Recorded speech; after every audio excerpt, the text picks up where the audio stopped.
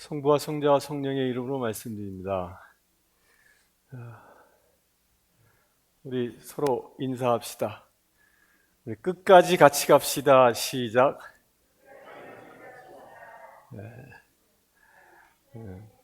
다시 얘기할까요? 우리는 영원히 함께 삽니다. 시작.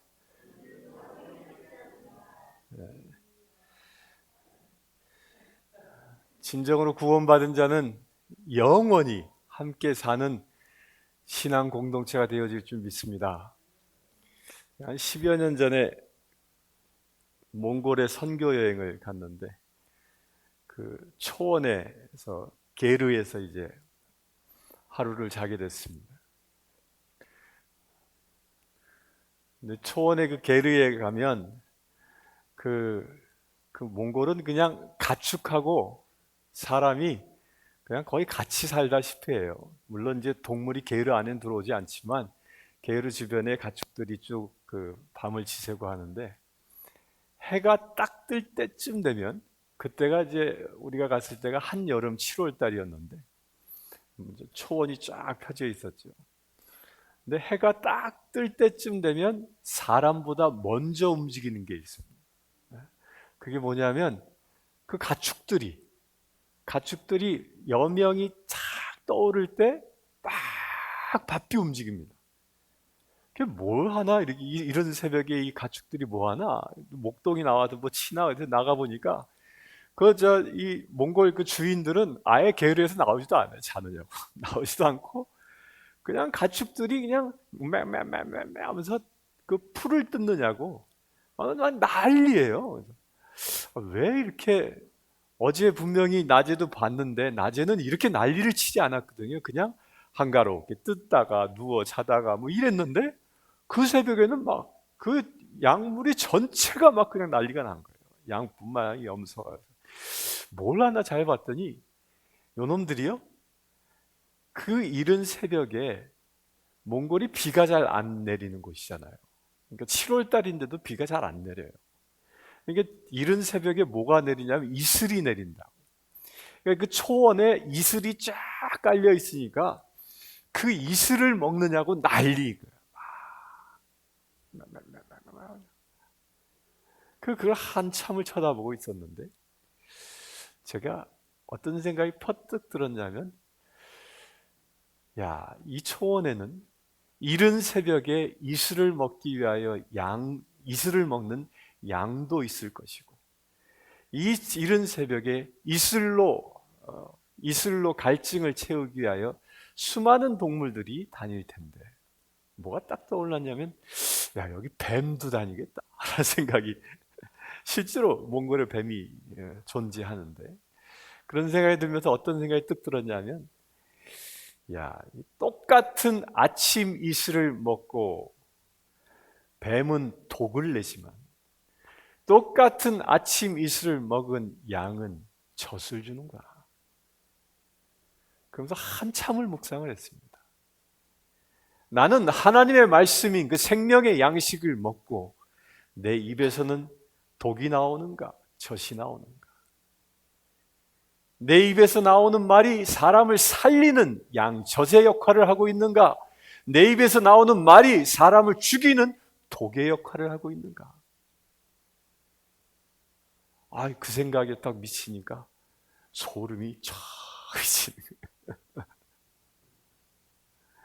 오늘 대표 기도 해주시는데 서두에 성령님께서 같이 교통하셨나 봐. 기도 내용도 비슷한 내용을 하셔서 저도 깜짝 놀랐습니다. 사랑하는 성도님들, 주님은 여러분들에게 생명의 양식을 날마다 공급해 주십니다. 아멘. 날마다 성경을 보십니까? 날마다 말씀을 먹고 있습니까? 그렇다면 여러분들이 먹고 마시는 그 영의 양식을 내가 먹으면 그 영의 양식을 통하여 여러분들은 생명을 살리는 양의 젖을 내고 있습니까? 아니면 생명을 죽이는 독사의 독을 뿜고 있습니까? 그 차이는 어디에 있을까요? 누구는 누구는 양식을 많이 먹었어도 나오는 말마다 독성스러운 말만 선포하는 사람이 있는가 하면, 어떤 사람은 성경 말씀에 대한 지식은 척박하다 할지라도 입만 열면 사람을 기분 좋게 하고 사람을 살리고 사람에게 사랑을 북돋아주는 그런 말을 선포하는 사람이 있습니다. 도대체 그 차이가 무엇일까? 이것은 성경의 지식을 많이 아느냐 적게 아느냐, 그 지식의 양의 차이가 아닌 것입니다. 무엇일까요? 예수님 시대 때에도 성경 지식에 대해서는 당시 바리새인과 율법학자와 사두가이들이 훨씬 더 많이 알고 있었습니다.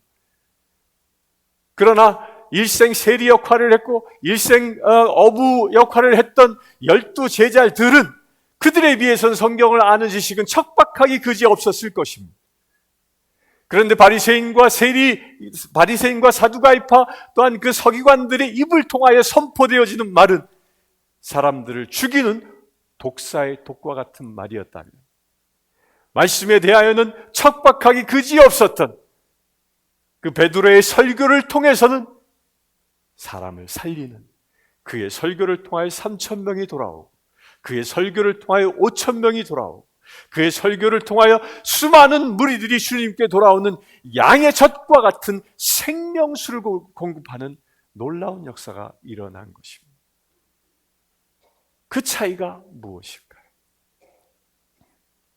무엇이 생명을 살리는 말이 양의 젖을 쏟는 사람이 되어질 수 있고, 무엇이 독사의 독을 뿜는 자가 되게 만드냐는 것입니다.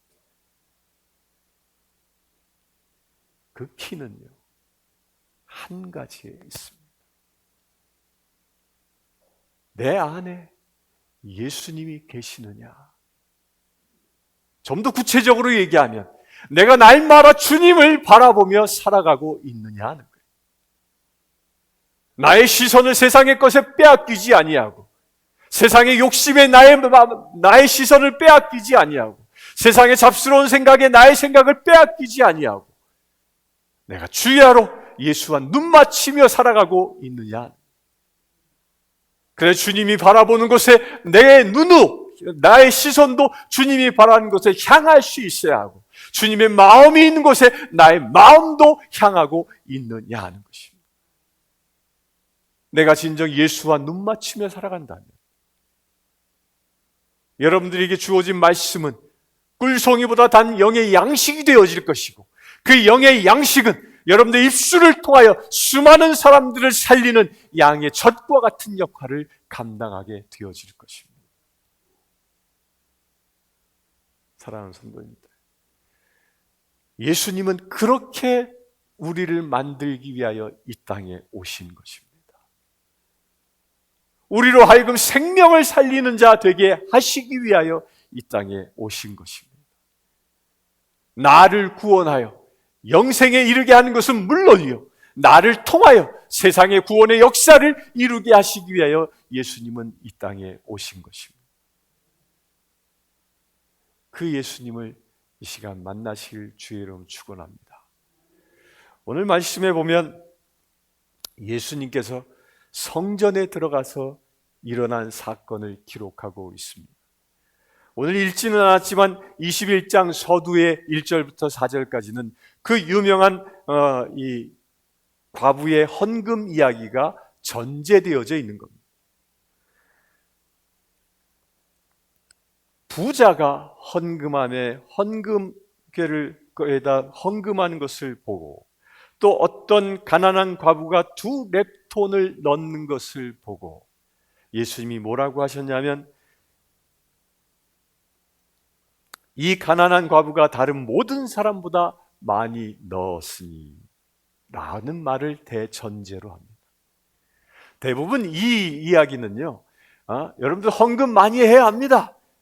전부를 드리는 것처럼 11조도 열심히 해야 하고, 정직하게 해야 하고, 감사도 열심히 해야 하고, 이렇게 헌신을 요구하는 말로 많은 사람들이 설교해 왔습니다.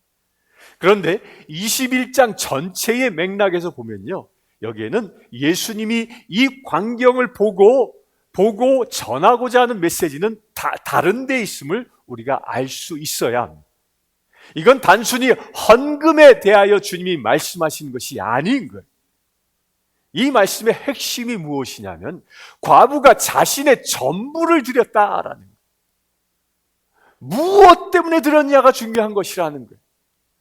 과부는 랩톤 2개밖에 되지 않은 지금의 가치로 따지면 한국 돈으로 따지면 기껏해야 한 200~200원밖에 되지 아니하는 작은 돈일지라도 그것이 자신의 전부였다. 근데 무엇을 위해서 전부를 드렸냐는 거예요. 예수님 시대 때에 성전은 헤로데 성전이라 해서 건축 기간만 약 60년 가까이 걸려서 짓고 있었던 겁니다. 예수님이 가셨을 때에도 미완성이었어요. 이 성전은 AD 63년 예수님께서 승천하시고 약 30년이 지난 다음에야 완성되어집니다.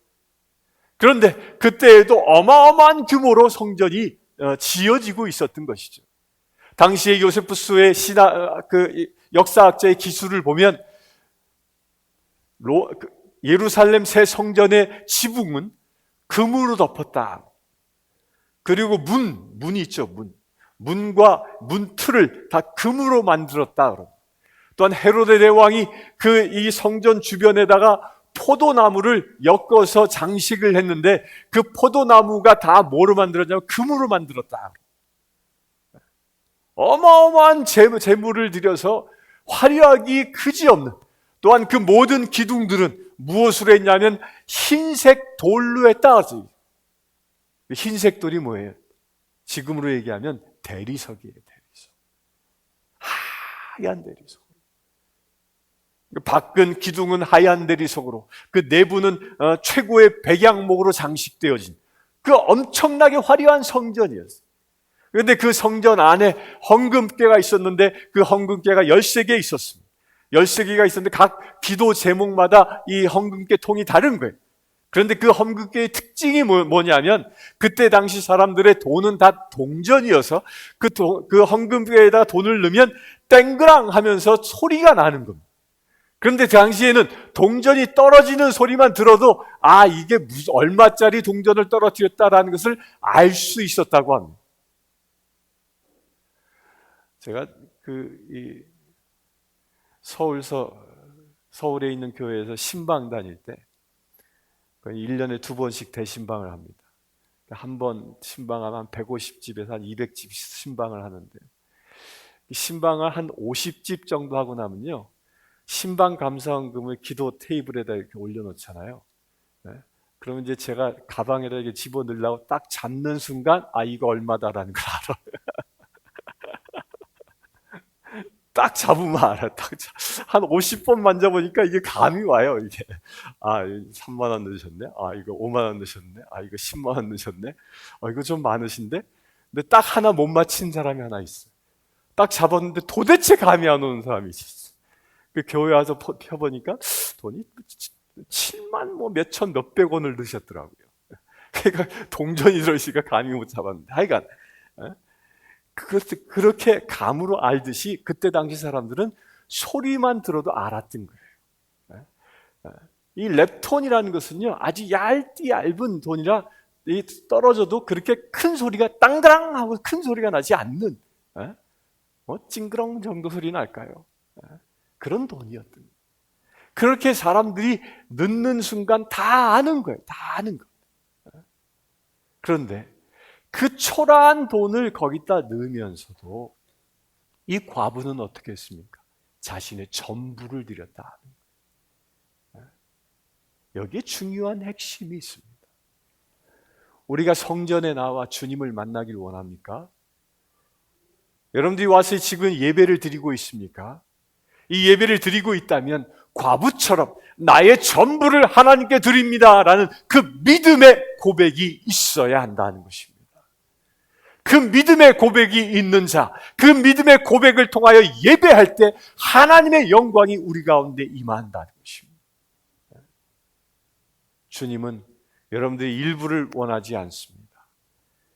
아버지 하나님께서 당신의 전부인, 당신의 하나밖에 없는 아들을 우리를 위하여, 나를 위하여 십자가에 못 박으신 것처럼 나의 전부를 주님께 드리길 원하십니다. 그런 마음으로 이 시간 예배를 드리실 주의 이름을 축원합니다.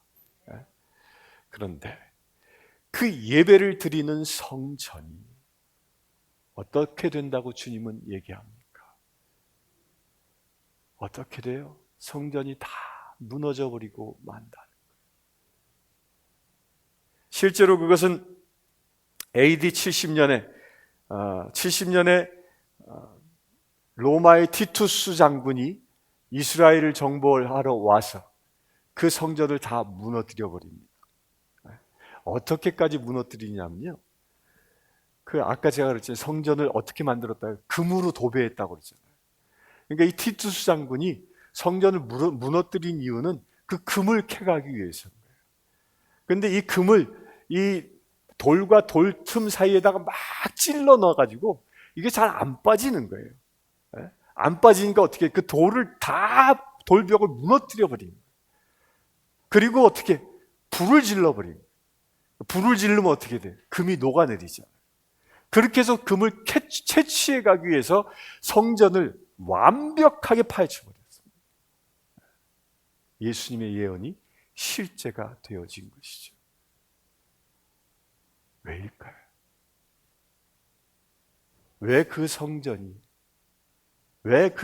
그 아름다운 성전이 그렇게 초석 하나 남아있지 아니하고 팽팽하게 파괴되어질 수밖에 없었을까요? 왜일까요?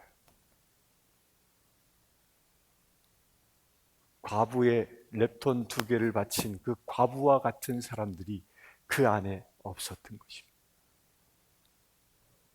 자신의 전부를 드리고자 하는 사람이 없었던 것이죠. 제사장도 자신의 전부를 드리기 위하여 예배를 드리는 것이 아니고 그곳에 양을 잡아 제사를 드리러 오는 사람들도 자신의 전부를 하나님께 드리기 위하여 오는 자가 아니었기 때문이죠. 오히려 성전은 그들의 삶의 일부분이었지 삶의 전부가 아니었던 것이죠. 그것은 신앙의 공동체의 중심이 아니라 종교 생활의 중심으로 전락되어졌기 때문인 것입니다. 그래서 당대의 사람들의 관심을 보면 이걸 정확히 알 수 있습니다. 그 제자들이, 예수님의 제자들이, 예수님 보십시오, 저 성전이 그 아름답지 않습니까? 얼마나 아름답습니까? 황금으로 도배한 성전의 아름다움은 그들의 눈에 보였지만 그 안에 하나님이 함께하지 아니하는 모습은 보지 못했던 것이죠. 예수님께서 그 성전을 깨끗이 정화시키는 그 사건을 보면서도 그 정화시키고자 하는 그분이 하나님이심을 예루살렘 성전의 사람들은 부인했던 것이죠. 그 예수를 거절했던 것이죠. 그 예수를 거절한 결과는 그 성전이 처참하게 망가지고 마는 엄청난 심판이 임하게 된 것입니다. 저는 이 말씀을 묵상하면서요, 우리 교회와 나 자신도 똑같습니다. 저는 금식을 하면서 가장 힘들었던 고비가 2번 있었습니다. 한 번은 저지난주 화요일이었고요. 죽는 게 이거구나 싶대요. 이 성전에 이 제대 뒤에서 누워서 한 새벽 3시까지 기도하다가 스르르 잠이 들었는데 아침 9시쯤 돼서 깼어요. 근데 못 일어나겠네요. 몸이 일으켜지지 않는 거예요. 눈도 뜨기 힘든 거예요. 그래서 물 한 모금을 마시고 다시 누웠는데 눈을 떠보니까 오후 3시가 됐어요. 또 6시간을 잔 거예요. 그런데 더 못 일어나겠네요. 완전히 그냥 땅바닥에 저를 이렇게 꽉 붙잡고 있더라고요.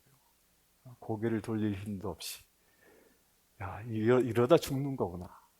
죽음에 대한 생각이 이렇게 오는 거예요. 그러면서 저에게 어떤 생각이 들었냐면, 이러다 죽으면 천국은 직행이다. 할렐루야.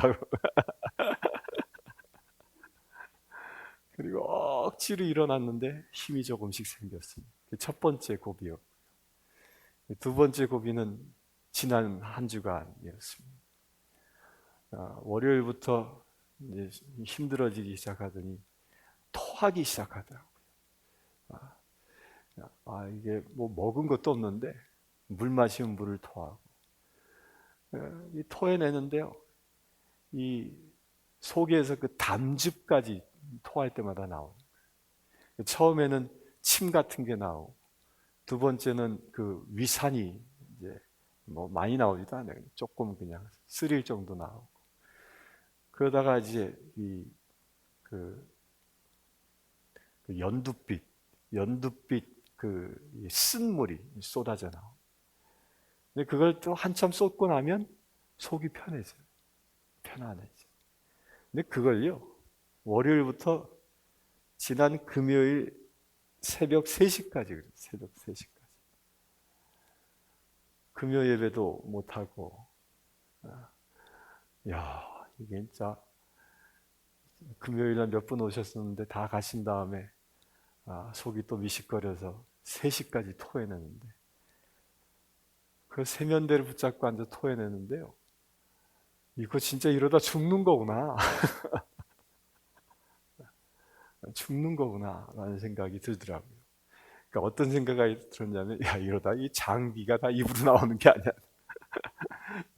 장기를 쏟아내고 이게 죽게 생겼구나, 그런 생각이 드는데, 그러면서 토하면서 저에게 영적인 깨달음을 준 것이 있어요. 내 육신이 아직 죽지 않았구나. 내 안에 육적인 죄가 죽지 않은 것이 있어서 그것을 죽이게 하시기 위해 주님께서 지금 쏟아내게 하시는 거구나.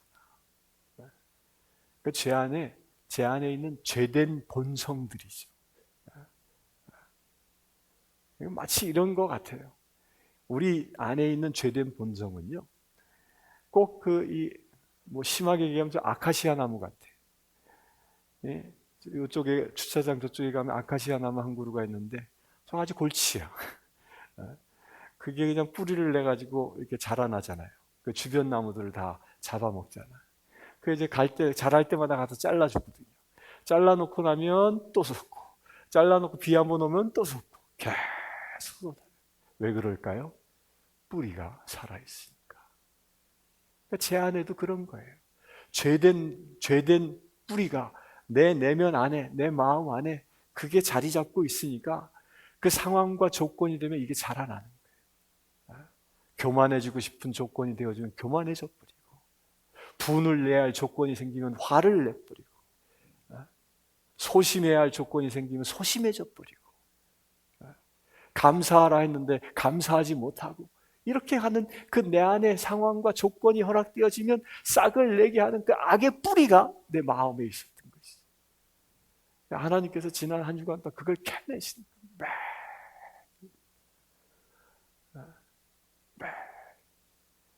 그걸 쏟아낼 때는 정말 괴로워요. 근데 놀랍게도 쏟아내고 나면 일주일 동안 매일매일 오늘은 교만을 쏟아내시구나. 오늘은 나의 이 소심함을 쏟아내시구나. 오늘은 나의 음욕을 쏟아내시구나. 오늘은 나의 물욕을 쏟아내시구나. 그걸 감사하면서 듣고, 이러면서 내 안에 무엇이 생겼냐면, 금요일 날 새벽 3시, 그러니까 토요일 아침이죠. 새벽 3시에 성전을 떠벅떠벅 들어오면서, 여기는 깜깜한데 저 성전문을 탁 여는 순간 마치 환한 빛이 이곳에 있는 것처럼 새로운 눈이 열리기 시작하더라. 제가 거룩해졌다는 건 아닙니다. 제 안에 죄된 쓴 뿌리들이 뽑혀져 나간다는 거죠. 이건 무엇을 이야기하는 거예요? 주님께서 제 안에 임재해 계시면서 나로 하여금 성전 되게 만드신 것이죠.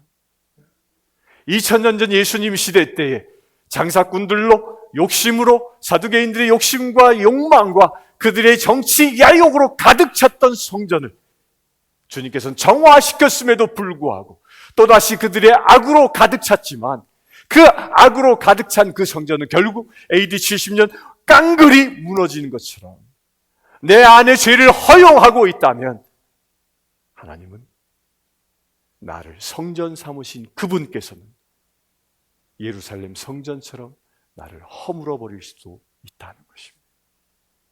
그것을 주님은 우리에게 경고하고 계시는 것입니다. 이것은 한 개인뿐만이 아닌 것입니다. 우리 교회 공동체도 마찬가지인 것입니다.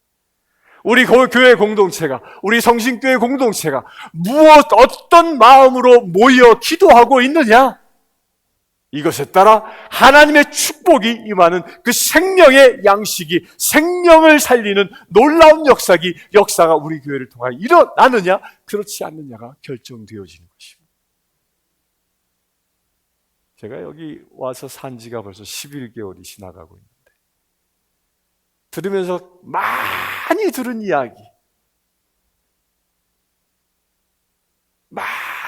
이야기가 뭔지 아십니까? 그게 무슨 얘기냐면, 여기는 소문이 빨라요. 근데 좋은 소문은 안 나. 좋은 소문은 안 나. 무슨 소문만 나? 다 이상한 소문들. 확인도 되지 아니하는 아주 이상한 소문들. 누가 방귀 꼈으면 똥 쌌다는 소문을 내고. 이게 다 무엇입니까?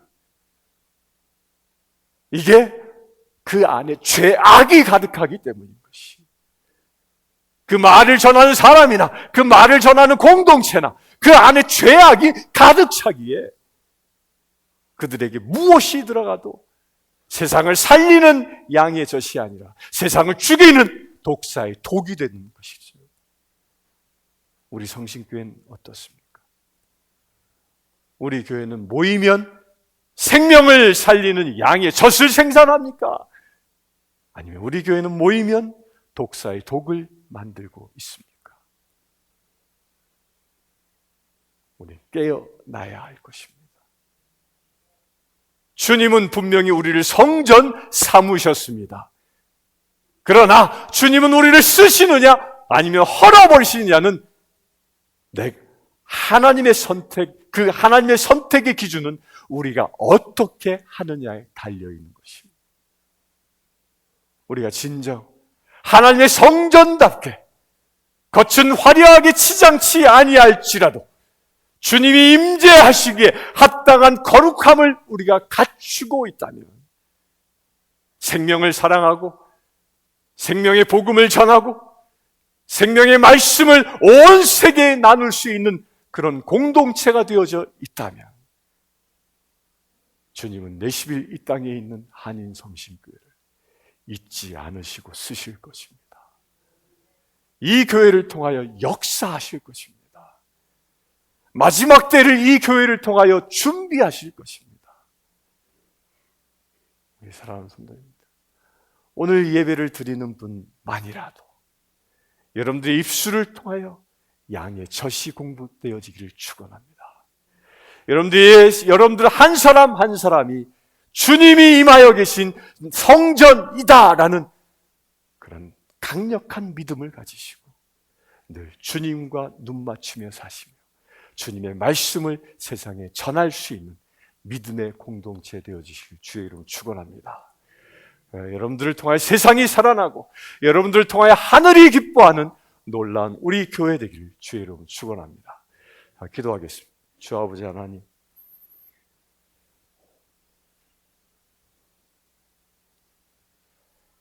우리 안에 있는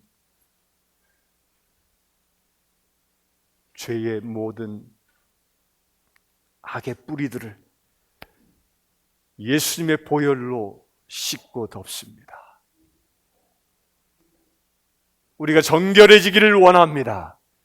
죄에 묶여 사는 자가 아니라, 죄를 즐기는 자가 아니라, 죄를 따라 사는 자가 아니라 오직 주님을 따라 살고 주의 사랑을 나눌 수 있는 믿음의 세대길 원합니다. 주 아버지 하나님, 오늘 예배하는 주의 사랑하는 심령들을 축복하셔서 생명을 살리는 하나님의 나라의 믿음의 자녀들 되게 하여 주시옵소서. 예수 그리스도의 이름으로 기도드리옵나이다.